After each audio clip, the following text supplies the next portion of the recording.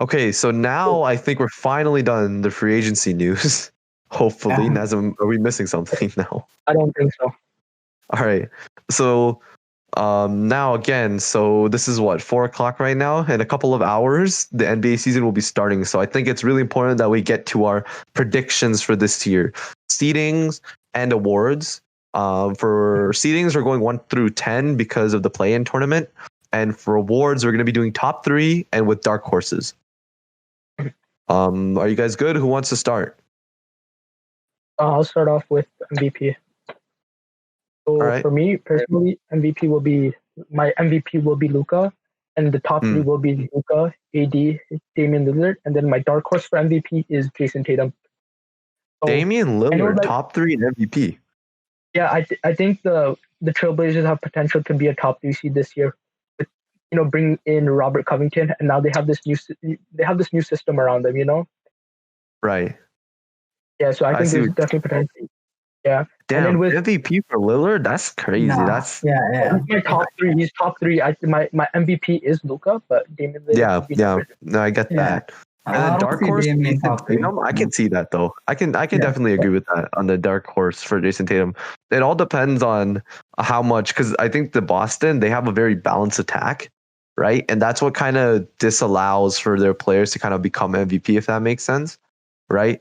But if he kind of push himself forward into that conversation, with like being the best player on Boston and the guy on Boston, right? And they make some noise in the Eastern Conference, I could see that happening. Like, so with Raptors and Celtics series that we saw in the bubble, I think based on that, Tatum has a way more potential than people thought he had. His playmaking improved massively, and with Kemba out for the first month or so of the season, I think Tatum can easily go out dropping 30 pieces every day and going out 7 assists. 7 assists, that's a bit much. I mean, he's a solid playmaker, but 7 assists, that's crazy. I think he'd hover around maybe 4 to 5 to 6, maybe 4.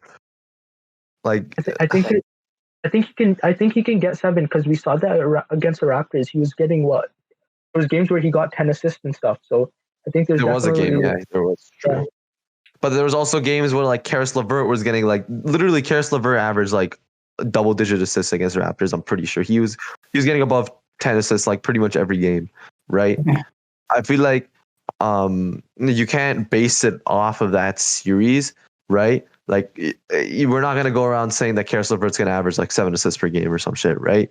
Like I think there's still a little bit of work to do for Tatum on that playmaking side. I think he shows willingness to pass to the open man, but I feel like he's definitely a lot more confident in his sidestep 3-pointer, which he drains at such a high rate and is so killer. But I guess it's a wait to be seen. I mean, who knows, right? But yeah, I think your choices are pretty interesting. Damian Lillard, that's a bit of a surprise to me, but I think they're pretty cool. I'm already going to guess Amatos. He's just going to say LeBron. Yeah. So for MVP, obviously LeBron James. I think it's this season is going to be like his last proper season. He's going to go all out this season, and it's going to be a year to remember for LeBron. And he's going to tank, dude. I'm telling you, he's just going to tank this season, and then he's going to go into the playoffs and be cool. But I think his season is going to be worse than last season, but I think it'll be a little bit better, but Luka for me is a close second, if not MVP. If you're right of LeBron tanking, then I got Luka MVP because I think he's gonna average close to a triple-double for sure, a 30-point triple-double for sure maybe. And then third, I got Anthony Davis. He's going to develop. Oh, my goodness. This guy's going to throw Lakers players into every section. I'm telling you right now, Nazem. No. Literally, it's D-point Anthony Davis. MIP, Taylor Horton-Tucker or some shit. No. Coach of the year, Bogle. Literally. No, but as a dark horse for MVP, I agree with Nazem. It's probably Jason Tatum, right? Yeah, he's gonna ball out this season for sure. Yeah, for sure. Yo, okay, so I also put Luka as my MVP. I think this guy's just gonna go crazy. He's already one of the best players in the league, top 10. And this is just his second season. This season he's gonna come out. He's gonna get better and better, right? He's gonna take. I think the only knack on Luka's game right now is the amount of volume threes he takes. right? If he can become a little bit more efficient, he's definitely can go above 30 points per game. He's already averaging like 8 assists, 8 rebounds. He can definitely get that to 30-point triple double, right? While being efficient. So I definitely think he's the face of the league. At this point, as LeBron goes away, and retires, I think that Giannis Antetokounmpo. I mean, sure, he's won 2 MVPs, but I don't think a lot of people think of him as like the owner of the league. He can barely make it past the second round, right? Yeah. So I think Luka is definitely going to be the future.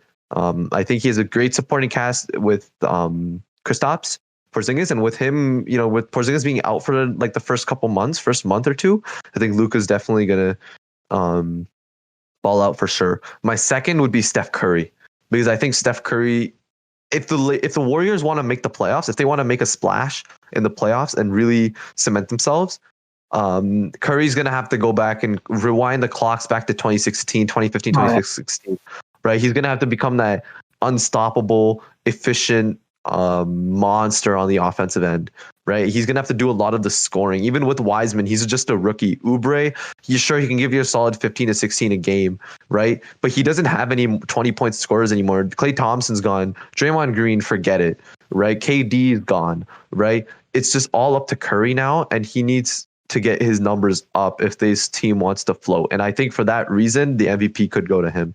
And then finally, I got my third place. I have LeBron James. I thought that was just a safe bet. LeBron has been the best player in the league for the last decade. Okay. And he's going to stay the best player in the league. And I feel one of the best players in the league until he retires. I think this season, even though he's not good, I think the season is going to be similar to last season, maybe even a little bit worse. But I still think that without LeBron, that Lakers team just like of course, they're not going to be who they are. Right. And I think that all that credit goes to LeBron James. And so that's why he's my third on my MVP. And my dark horse could be a bit surprising, but I got Zion Williamson. Really? Zion? Yeah.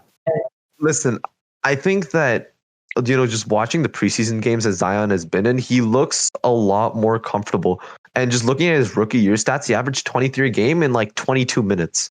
Right? I mean, he also played like 14, 15 games. Yeah, I understand that. But even this season, he's come out, and I feel like he's changed his game. I think he's realized something that's super important. When you look at guys like Blake Griffin or Derrick Rose, right?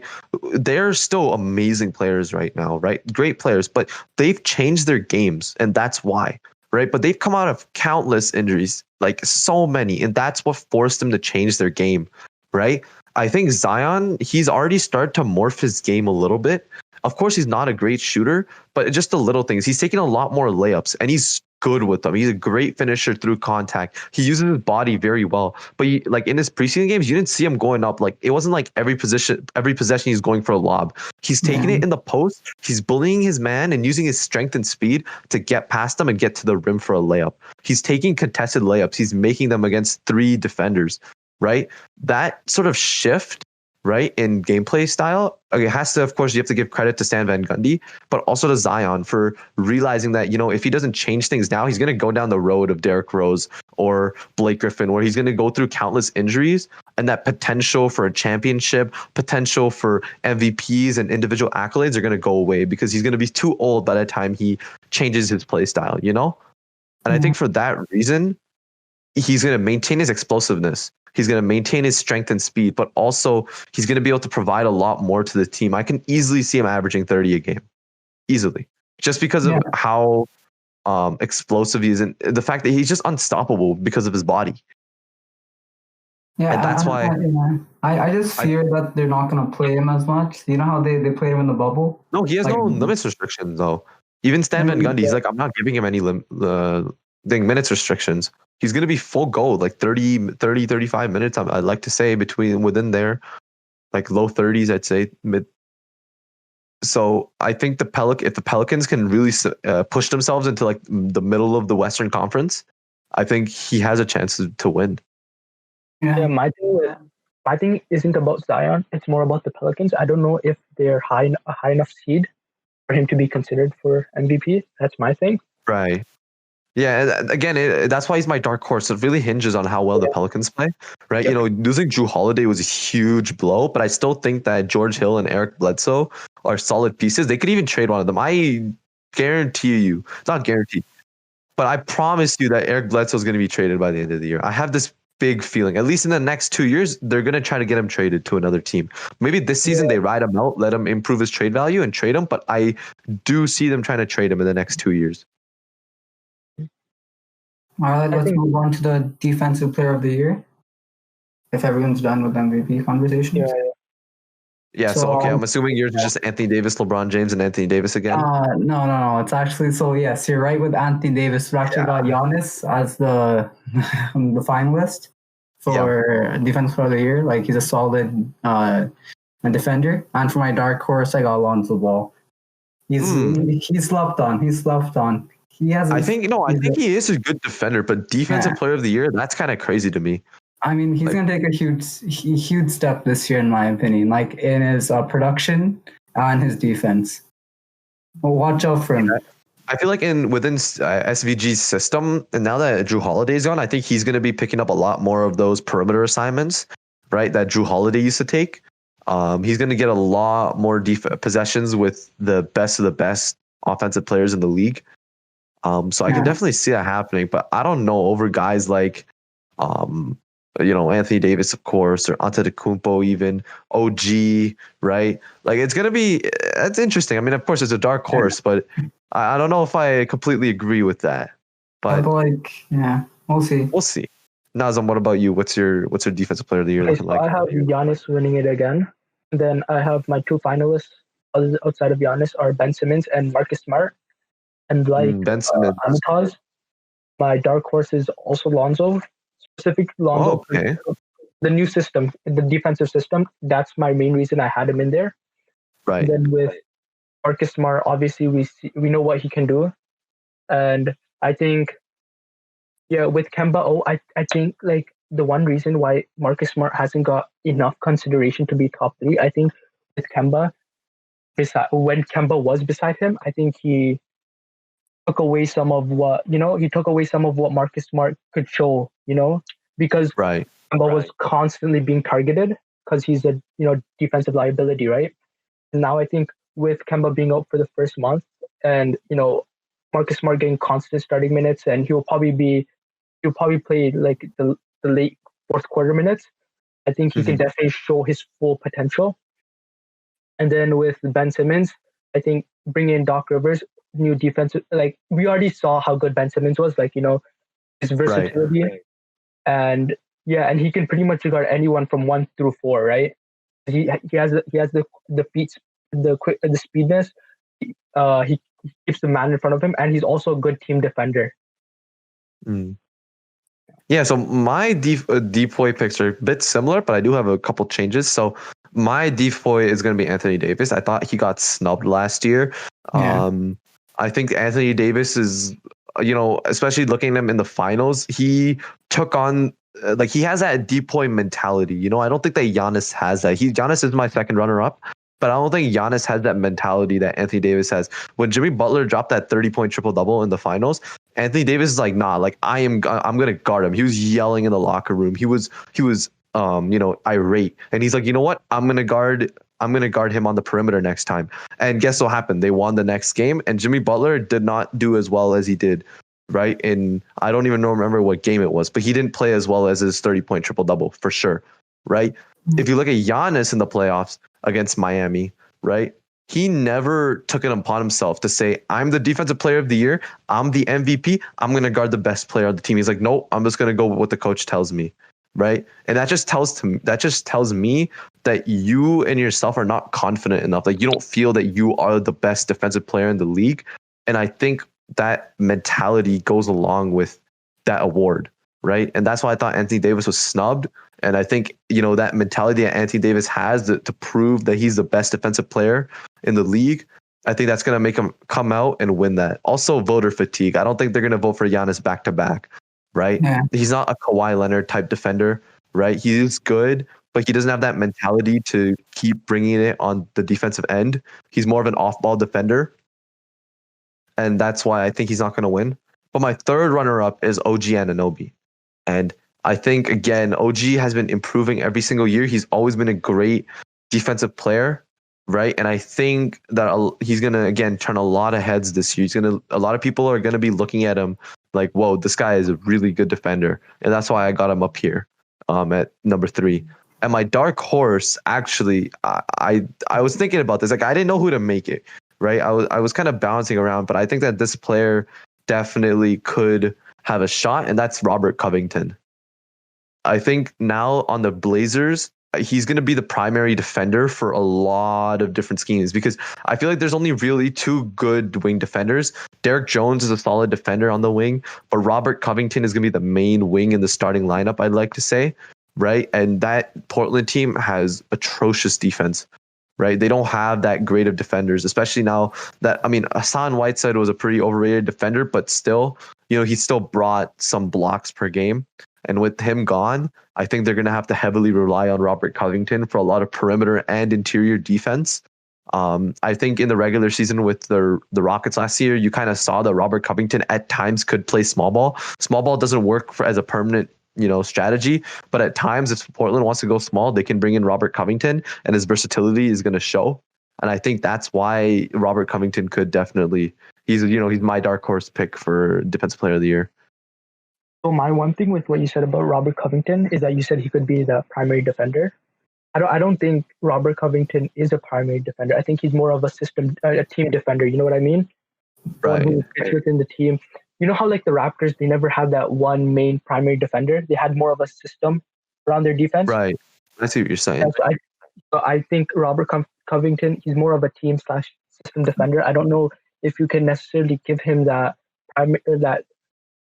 defensive. What do you call him?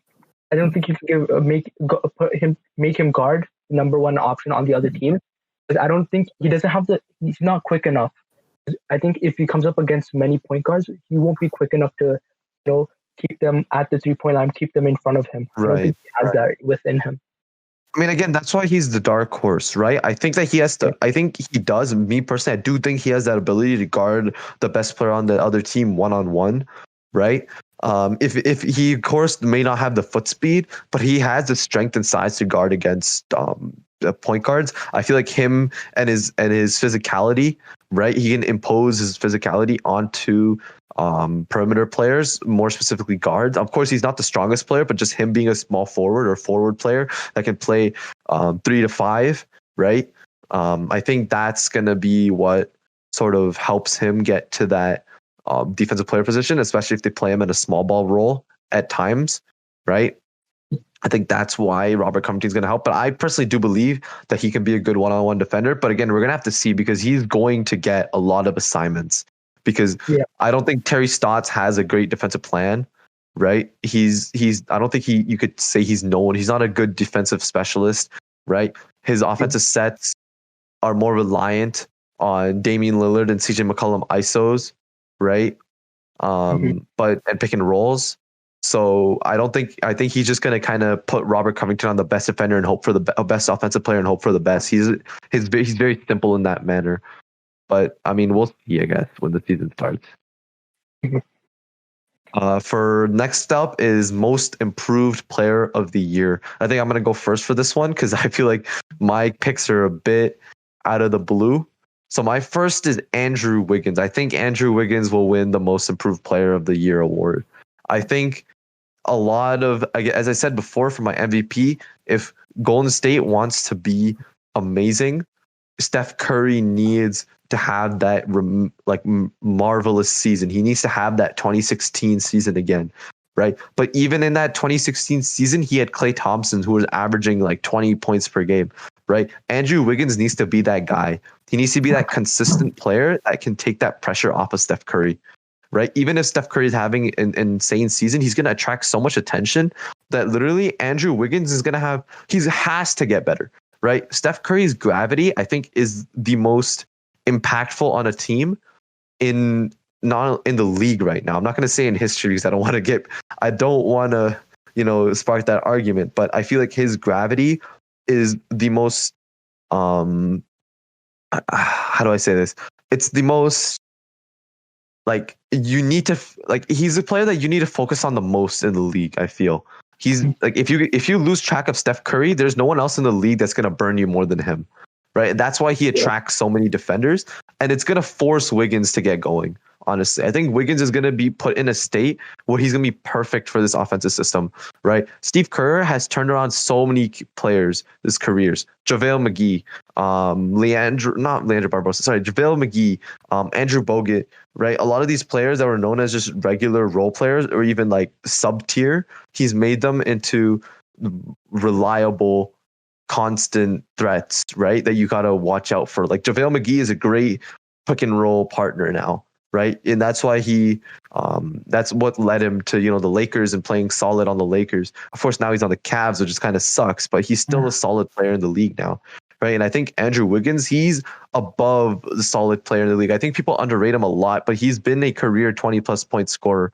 right? He is a great scorer. It's just about how you use him. And I don't think the Timberwolves put him in a great spot. They kind of just gave him the ball and let him chuck shots. With Steve Kerr, he's going to put a lot more discipline into Andrew Wiggins' shot selection. And with Curry having so much gravity, I think it's just going to make it easier for him. And that's why I think he's going to win MIP. Next up, I have OG Anunoby. He's my runner-up because I think that OG is going to take a big step forward. We've seen him in the preseason that I feel like he's getting a lot more confident and dribbling and trying to create for himself one-on-one. He's not perfect yet. He's not amazing, but he is going to get better and he is gaining that confidence. And as that confidence grows, I feel like he'll just get better and better. And then finally, I have Gordon Hayward. I think Gordon Hayward is definitely I think he has like a high potential to bring the Hornets back to the playoffs and getting back to his like Utah Jazz self where he averaged 20+ points per game. I think he can easily go back to that. He had a great season last year with the Boston Celtics. As like a fourth option, he was averaging like 17 points per game on pretty good shooting splits as well. So I think that's why he's my MIP.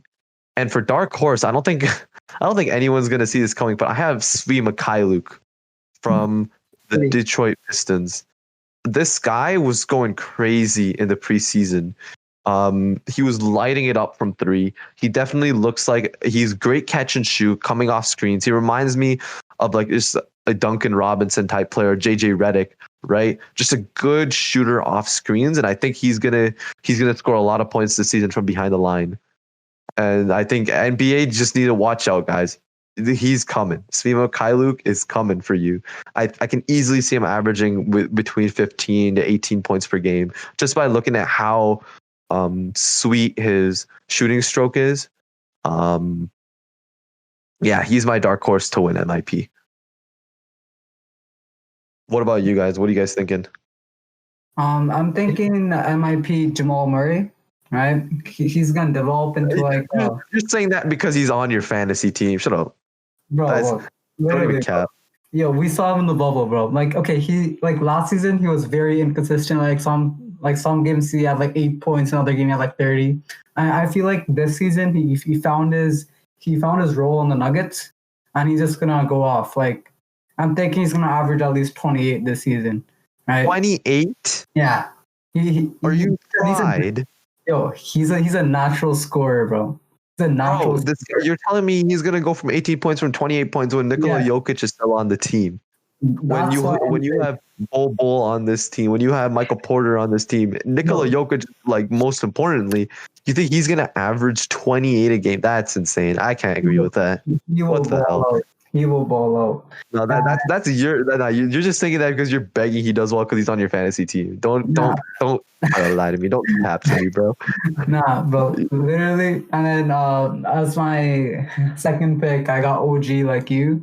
I mean, like with like a lot of players gone, he's gonna get a lot of minutes. With Ibaka gone, with Gasol gone, he's gonna get a lot of minutes. It's his time to shine now. And I feel like he's going to develop into like a proper piece for the Raptors. And as a dark horse, I have another nugget in Michael Porter Jr. Oh gosh! I also think that he's going to develop like OG into like a proper player, like he did in the Lakers series, right? Like he didn't play like out of his mind, but he played his role. And I feel like in this season, he's going to go a bit over that, which is why I have him as the dark horse. He definitely has potential. I think that it's just like he doesn't have the IQ. Like I think Mike Malone was saying that a lot. That there were like rumors that Michael Porter barely knew the playbook, right? Like Yeah. 30, 40 games into the season, which is kind of disappointing and kind of concerning, right? He did play well at times in the bubble, but not well enough to I think merit an MIP. I mean, again, we're gonna have to see how his work ethic is, because that's what's questionable right here. Does he have a good work ethic? Does he really have passion? Is he passionate enough to look past his potential and actually start working? Right. He kind of reminds me of Andrew Wiggins in that sense. Is he gonna work hard? Right. Those are the things that worry me. But I mean, we'll see, I guess.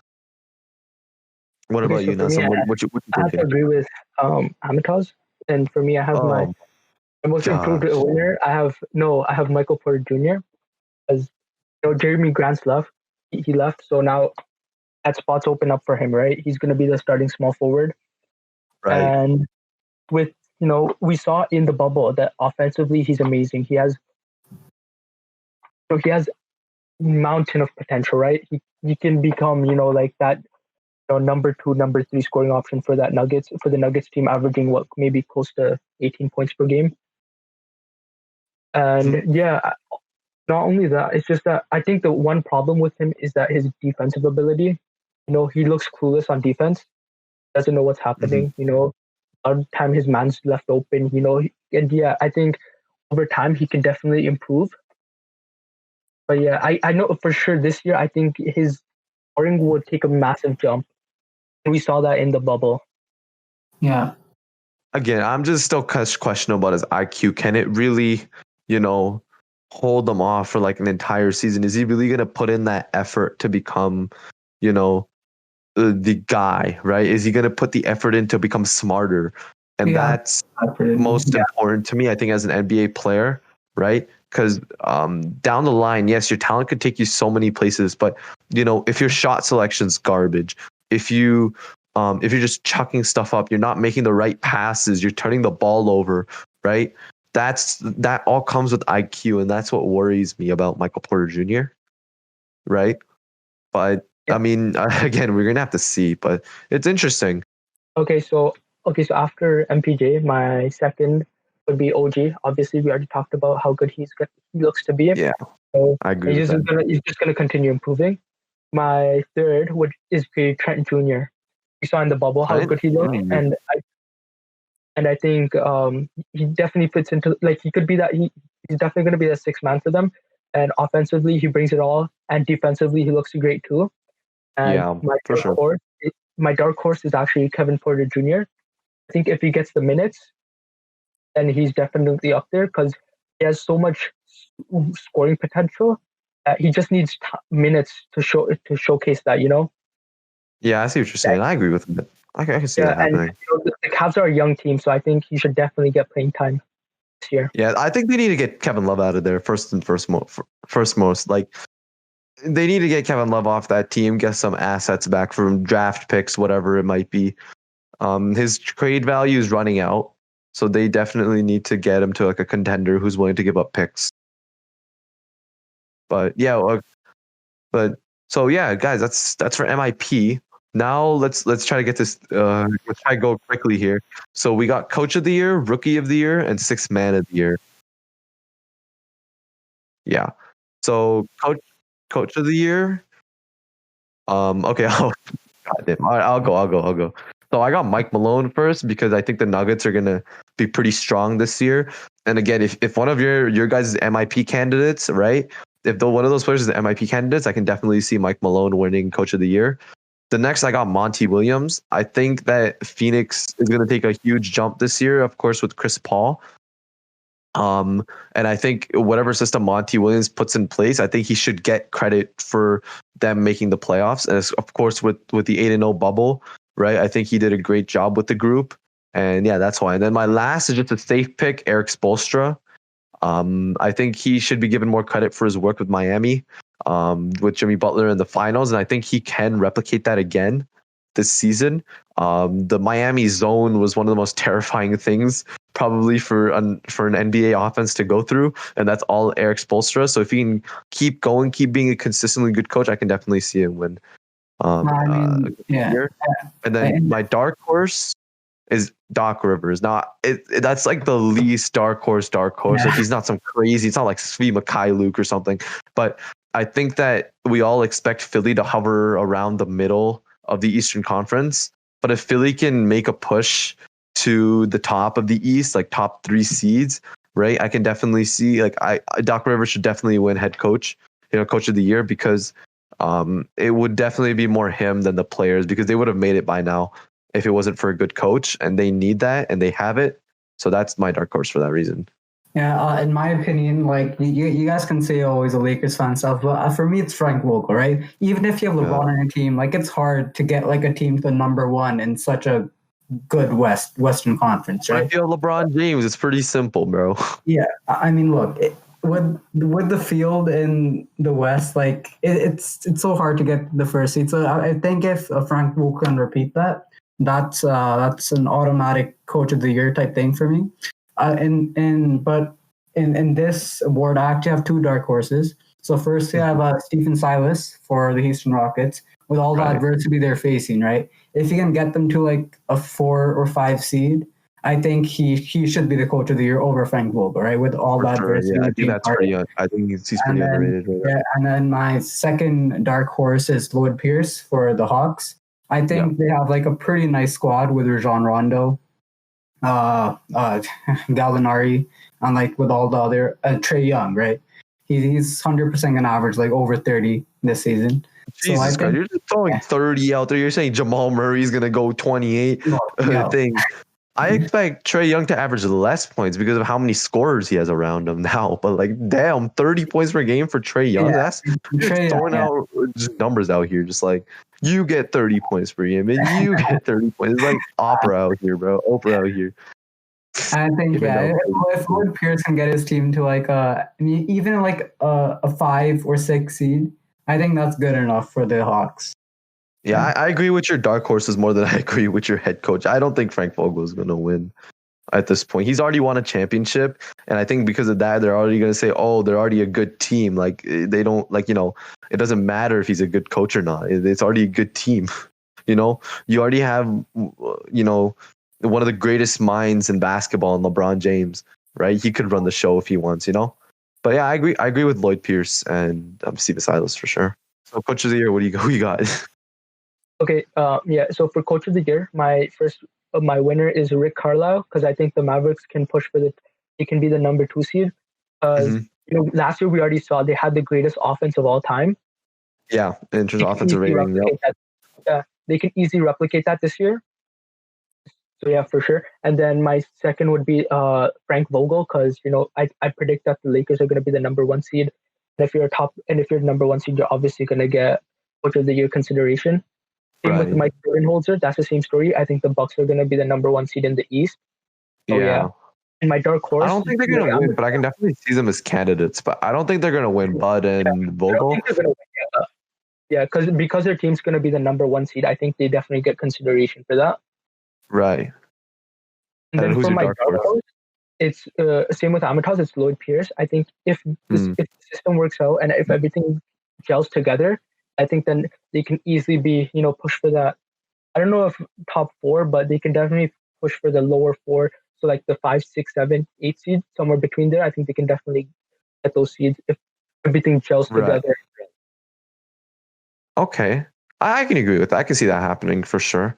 Yeah, I like those picks. I don't like Vogel winning Amatos. I don't think he's gonna win at all. So that's your bias right there. But sure. I don't think so. But okay, so now on to rookie of the year. I'm not gonna forget you this time, Nazem. So you're gonna go first. So I make sure you don't forget you. For me, my rookie of the year is gonna be LaMelo, because I think the most important thing about LaMelo is that when he's not scoring, he's still effective for the team. Whether it's his his playmaking's like, okay, before he got drafted, I was saying that his playmaking's overrated.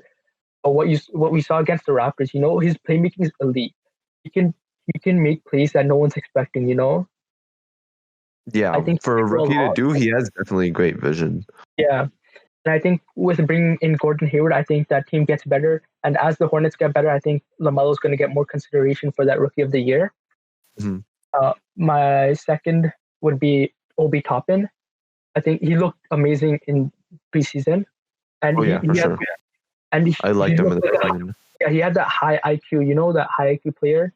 You know that model. Yeah. So whether it was his cuts, baseline cuts in the post, he showed Mhm. that he could do a lot offensively, and I think He's also his an first game- underrated passer too. Like he was willing to pass the open guys. He was able to find the open guys as well. Yeah. Yeah.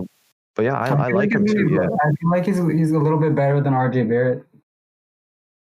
I think they can work together really well. I don't know who's better than who, but I think they can really mesh together really well because Yeah. like you said, Obi Toppin can pass.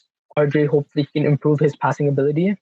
I think they can work He's just together. an overall good pick and roll operator too, RJ. Yeah. Obi Toppin can, handle the ball a little bit, so can RJ, right? I think that'll make a really dynamic pick and roll with like a lot of versatility. Like you can run RJ pick and roll, dumps it off to Obi Toppin. Obi Toppin can do a couple dribble moves here and there, get it to the open man, make his own shot. RJ goes to the rim with his own. Maybe he passes it to Obi Toppin, and then RJ does a little cut. Right? There's so many different opportunities, so infinite different possibilities with the pick and roll, especially with someone who can, if you have a big man who can dribble and pass, right?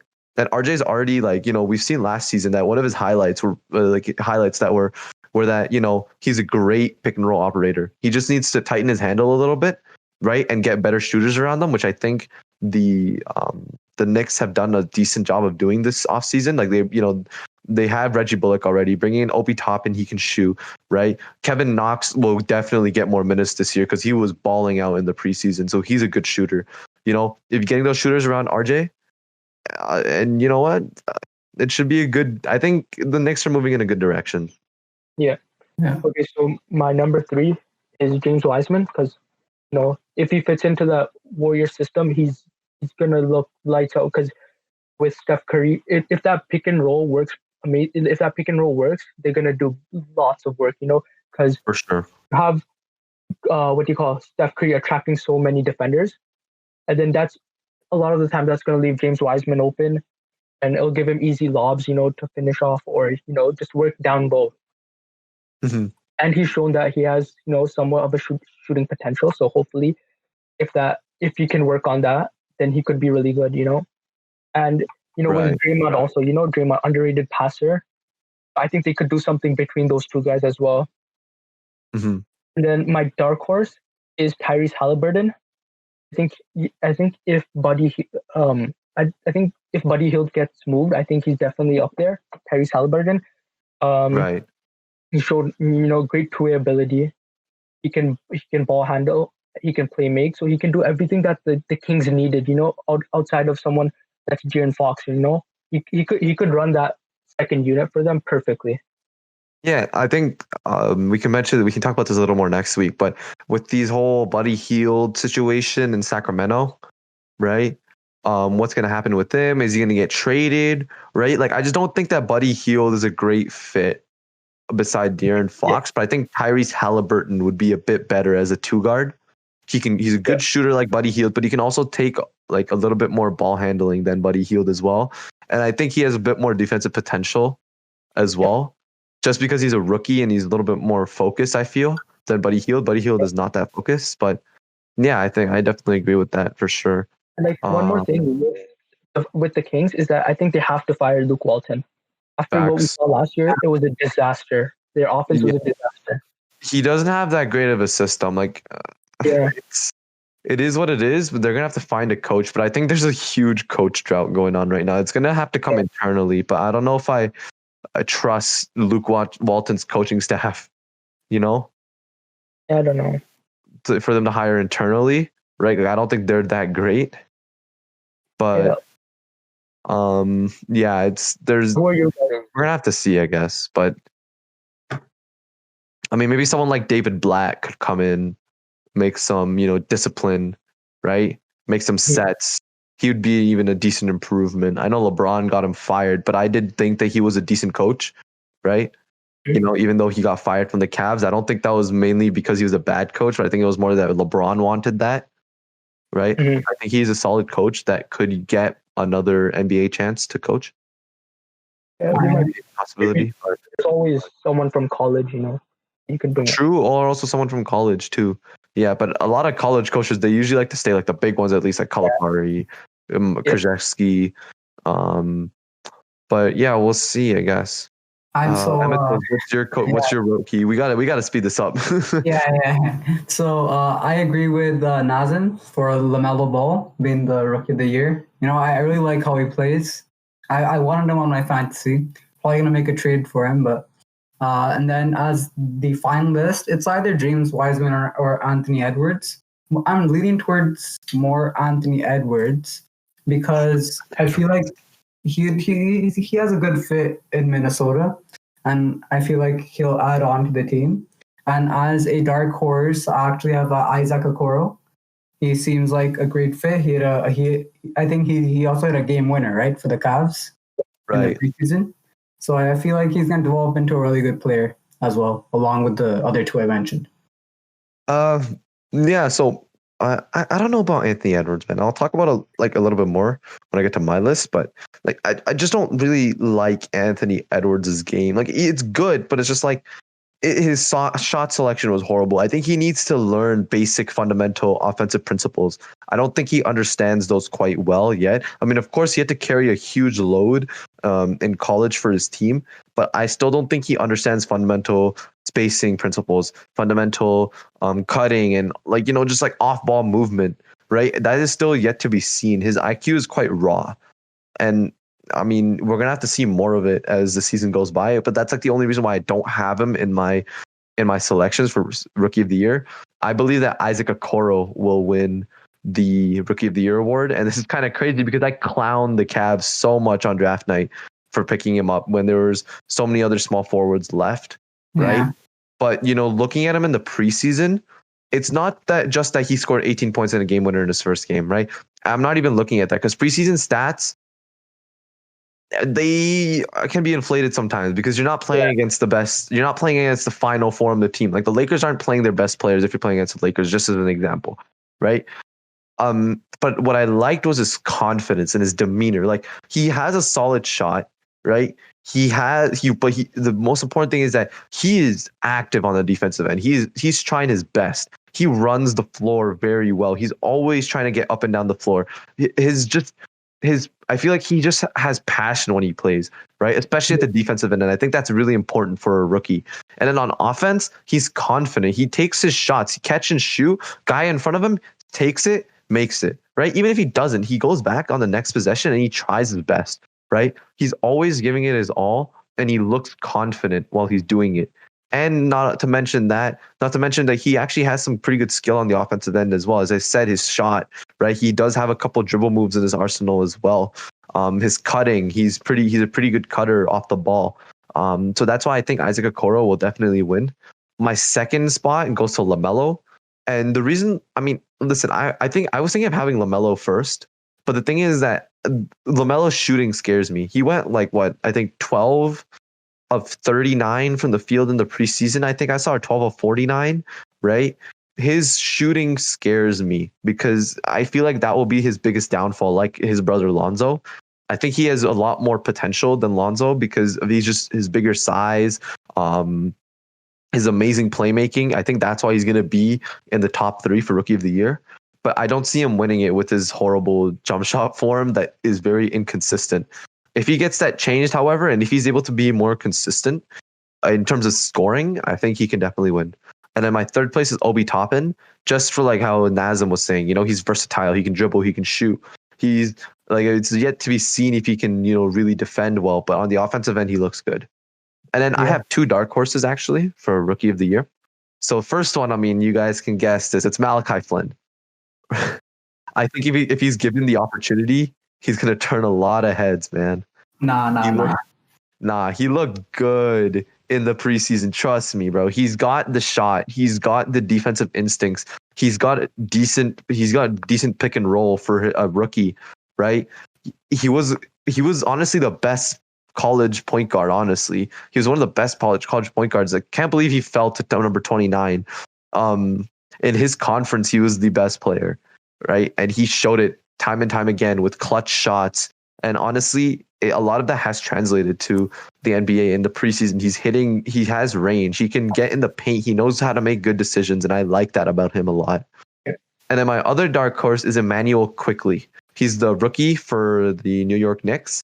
And he had a really good game against the Cavs in the preseason. But what I really liked was that he has good size and he knows how to use it well, right? He's a really long, agile point guard, but he has a really soft touch around the paint. He doesn't go. He knows that he can't hang with the bigger guys, but he has a really good floater, right? And getting that floater down early in your career, I think that's really important, right? And he gets that really well. He's also a good shooter. Usually, you see a lot of young long guards are more slashers, but he also is a really good shooter. And another thing is that he's also a really good passer. He finds the open man consistently. I mean, I know the game was against the Cavs and we have limited intel on him, but I think the league's got to watch out for them because if he's given more minutes at the point guard position, which I think he should be, because the Knicks really need to develop that point guard spot now, right? And they need to choose who they want to use, whether it's Frank or DSJ or Emmanuel Quickley. They're going to have to decide, but I think he's definitely going to be a player to watch out for. Yeah, the one thing with Emmanuel Quickley is with the Knicks is that that point guard position is odd. You know, you have Alfred Payton that they re-signed. You have, as you said, you have Ntilikina and DSJ. So that's where my one problem comes in. It's just that their point guard position is so clogged. Yeah, again, I think it just comes back to who they're going to choose, right? And I think there's a high chance that Emmanuel Quickley does make the main roster, right? And he's not going to be like a G League or two-way player because I think he definitely shows strong potential.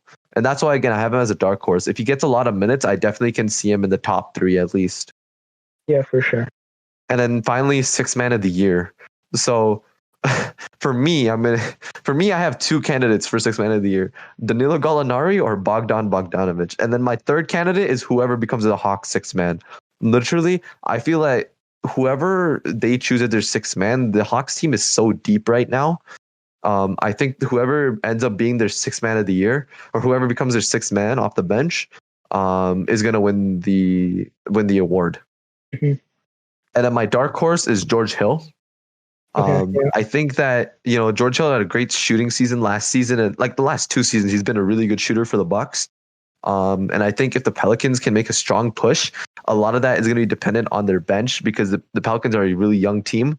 And if Bledsoe and Hill off the bench can, run things and be that strong veteran leadership, I think especially Hill, because of his lights out shooting, he could definitely be a candidate. But yeah, that's my sixth man of the year. What do you guys think? I got Danilo Gallinari as my sixth man of the year. I mean, you can also make a case for Lou Williams, right? I mean, he's always going to be in the race because he's like the sixth man of one of the best sixth men to ever play the game. He's like a straight up scorer, has a nice shot. And as my dark horse, I have Jordan Clarkson, right? He's I mean, he's a great player and he has a pure shot, right? And I feel like if he develops into this new role, and I feel like he can be like a winner. It's the word for sure. Right. I think the only thing about Clarkson for me is that he's a really volume shooter. Like he takes a lot of shots, right? That's why I didn't pick him up in my fantasy either, because I feel like he's going to reduce the amount of points he has because of how many shots he takes, right? His percentages aren't like astounding, He takes a lot of shots to get his points, but I could definitely see him win sixth man of the year, especially if Utah, starts to come into its own, and if Utah can really burst out in the West, for sure. Yeah, there's a lot of room for improvement. Yeah. All right. Okay, so I think that's all the awards covered. There were some pretty surprising picks here and there, I think, but I do believe that everyone that we've mentioned has a pretty strong chance of making it. Especially Luka for MVP, I think that's like a guarantee. I feel almost right. I think all of us had Luka as like a front runner. As like a number one at least. Yeah, but now I think it's time for the seedings, the final segment of our first Wired Hoops podcast, the seedings.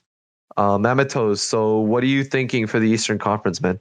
So I got the Bucks number 1, and then I got the Celtics, and I got the Nets, then I got the Heat, the Raptors number 5, and then we got the Philadelphia 76ers at number 6.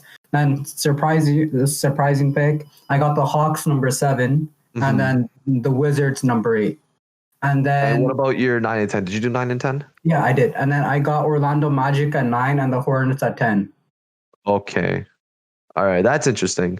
So my list is pretty similar to yours. So for mine, I have the Bucks first because I feel like they're always going to be they're a good regular season team. Yeah. That's not going to change under Coach Bud still, right? They brought in Drew Holiday. They're going to stay at the top. For me, though, second seed, I got the Nets because I thought the Nets looked really good in the preseason. But of course, preseason was a lot more of just getting used to stuff. It all depends on Steve Nash's schemes. But I do think that Brooklyn is going to be the second seed. Then I got Boston. Boston's always going to be a consistent top 3 seed. We know this. They have a really, they have a really good team. And then number 4, call me biased, but I got the Raptors. Right. Okay. I do think that the Raptors are going to maintain their strong playoff seeding. Sure, they might fall out of the top 3. They've been I don't think you. Fun fact: the Raptors have not been the second seed since like what 5 years now, 6 years. They've been in the top 3. They've been number 2 in the East for 5 years now. There's strong consistency to that. And I think that's going to continue. Every single year, people say Raptors. Yeah, they're not making the playoffs. Yeah, they're not making the playoffs. Yeah, every single year they prove everyone wrong. They're a solid regular season team for sure. And I think this team's going to do just fine in the regular season. At number 5, I have the Miami Heat. So I think the Miami Heat are definitely more of a playoff team. They'd like to turn it on in the playoffs, but for the regular season, I think they're going to just maintain a mid seed, right?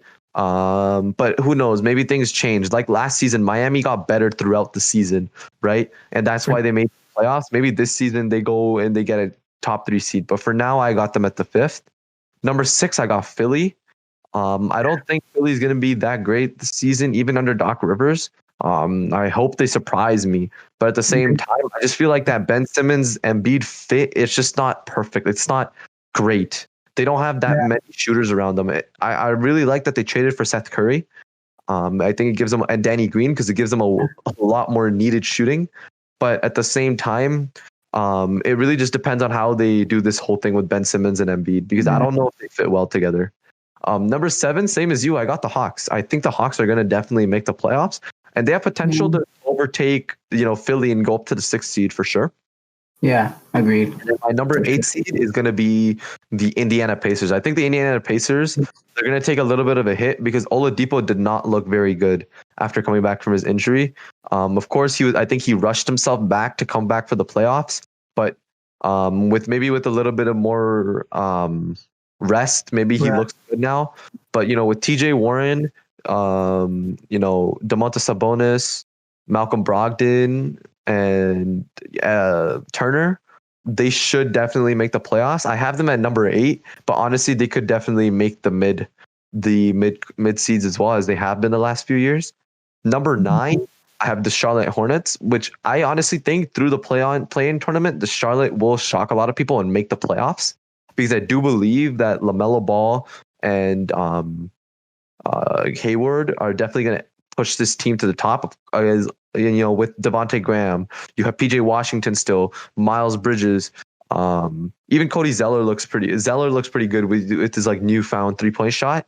So I do think they can make a push for the playoffs. And of course, the Washington Wizards. The Wizards suck defensively this season. They're going to have a rough time guarding or limiting the amount of points that other teams score on them. But their sheer star power alone with Westbrook and Beal should be enough to slip them into the play-in tournament and even make the playoffs.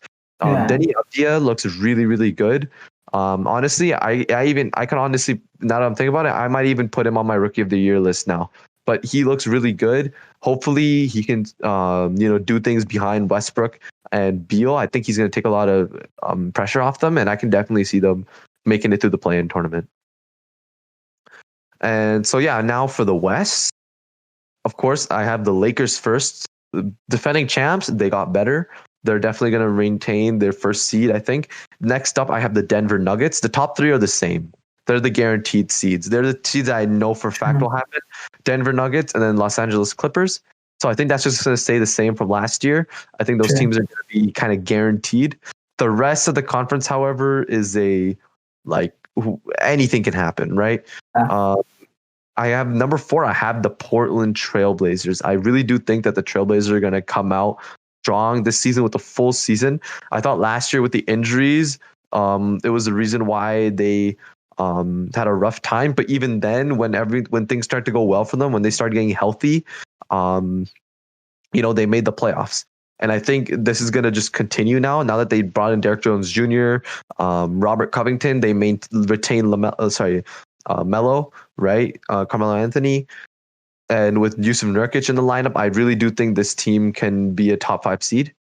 And then number 5, I have the Golden State Warriors. I definitely think the Warriors are going to make the playoffs. Steph Curry's going to have a great season. Even if he doesn't have an insane MVP caliber season, I still do think that they'll make the playoffs as the lower seed, but I do believe that they'll be the 5th.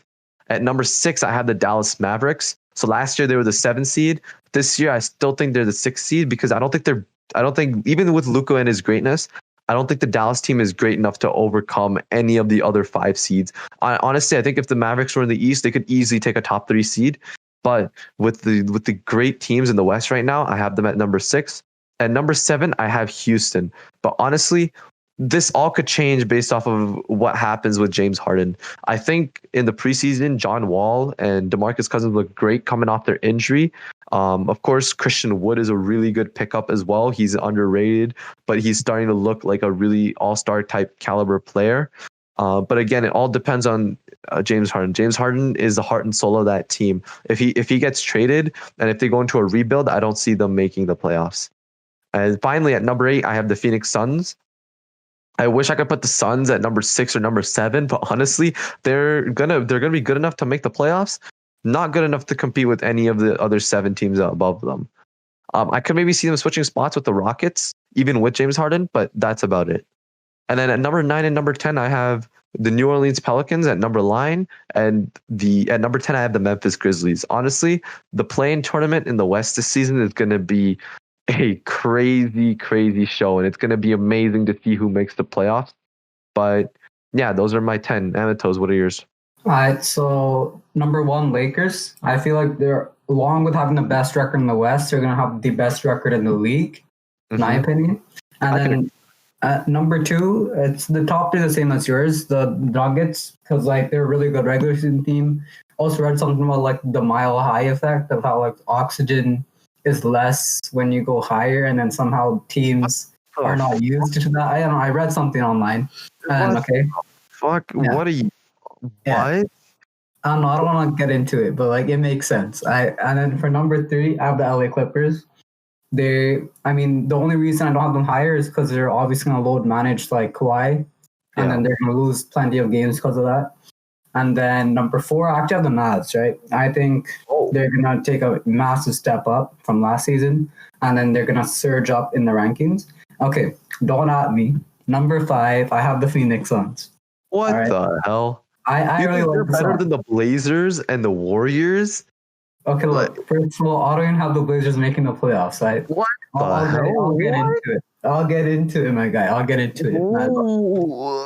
The Suns, can't believe that, man. What? The Suns have a solid team right now with CP3, Booker, and Aiden. I think DeAndre Aiden's gonna.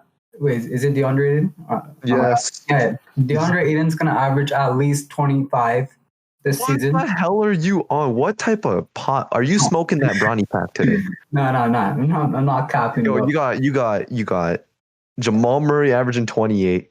You have who'd you say? Trae Young averaging 30. Trae Young averaging like over 30. And now you're saying that Aiton's gonna average over 25. You're actually on some crap. You're on something, bro. And then you got Booker and CP3, right? Look, OKC had a 0.01% chance to make the playoffs last year, and CP3 adds so much into the depth of a team, right? So they're obviously gonna go surge up in the rankings. I have them at number 5. Number 6 have the Warriors. If that Clay, obviously they would be much higher, but because just it's only Curry and like Draymond Green or whatever, and then so that's why I have them at number 6. Number 7, I have the Rockets because I don't believe James Harden's gonna be on that team in a few weeks. So I think James Harden is out. And if you put like DeMarcus Cousins and John Wall on the same team, I think they're good enough to make the playoffs, but like a low seed. So I would have them at number 7. And then at number 8, I would have the New Orleans Pelicans. I feel like they are better than the Portland Trailblazers, and I feel like they will make the playoffs, right? At an 8 seed. But at number 9, I have the Trailblazers, and at number 10, I have the Utah Jazz. You completely slept on the Jazz in your list. Here's the thing though. I just don't think that the Jazz can compete with the rest of the team, with the rest of the West. Like I can't. I don't see them. The Grizzlies are coming up. I can see them maybe overtake the Grizzlies, but not the Pelicans, not the Suns, not the Rockets, the Mavericks, Warriors, Blazers, Clippers. There's no. I don't see any scenario unless, Donovan Mitchell really does go on that All-NBA jump that I was talking about earlier. If he really pulls up and averages like 30-something points per game, and that the Jazz are, putting up numbers, because honestly, the Jazz don't have a great offense. It's all reliant on Mitchell, right? If they need more pieces to make the playoffs, I don't think they're going to make it, because the rest of the teams in the West, the top 10 seeds in the West that I have, they're a lot more complete, I think, than... I'm still surprised how you slept on the Jazz. Like, you don't think the Jazz are gonna be a top 10 team like the Utah Jazz? Maybe. Okay, I can compromise you for the Grizzlies. All right. Yeah. Like maybe the Grizzlies, I can take you up, but no one else. I think they have they don't have as complete of a team as any other team in the West. Maybe the Grizzlies. I can give you the Grizzlies, but that's it. It's hard, bro. The West is loaded this season. The West is especially lower half. So I don't see. I personally feel like the Western Conference Finals will be the NBA Finals, in my opinion, for sure. I think. Okay, personally, I'm predicting. Okay, we can get into this later on. Yeah, later on. I think it's going to be Nets Lakers, and I think that's going to be an insane finals, like a very competitive finals. But I mean. Anything happen. Like Boston can beat the Nets in a 7-game series, in my opinion. No, the Nets have too much star power and they have depth. The Boston has like young stars, but Jason Tatum isn't a Kevin Durant, right? Even if Kevin Durant's coming off injury, you said that Kevin Durant's going to average 18 points per game. I don't think I've seen anyone clown Kevin Durant as much. You know what? I'll give you 2 points. He'll average 20. Happy, man. Oh my gosh, bro. Dude, this guy looks literally like his old self in the preseason, and you're telling me he's only going to average 20 points per game. You're crazy, bro. No one comes back from an Achilles, my guy. Well, you know what? Kevin Durant looks pretty good coming off that injury. If I say so myself. I watched that Nets game. But, listen. The Nets are playing in a few hours. We'll see, and we'll talk about it next week. Yeah, for sure. Yeah, that wraps up the first podcast, Wired Hoops podcast number 1. Damn, man, thank you. 2 hours. Was really long. Yeah, we're probably gonna end up cutting a lot of it out. Yeah, but for sure. Thank you if you listened for the entire thing, or even if you listened just a couple little bit, right? Just for some time. We really appreciate you hanging out with us, talking about our predictions, some free agency news. Let us know what you think about the podcast, what improvements we can make, and all that can be done. Just follow us at our Instagram at Wired Hoops and just send us a DM. What do you think about the show? What do you think about the podcast? Like what we could do better? What type of topics we should talk about? Anything you want to see, let us know. Till next week, we're signing off. Peace. Yeah, peace. Have a great week, I guess. Bye.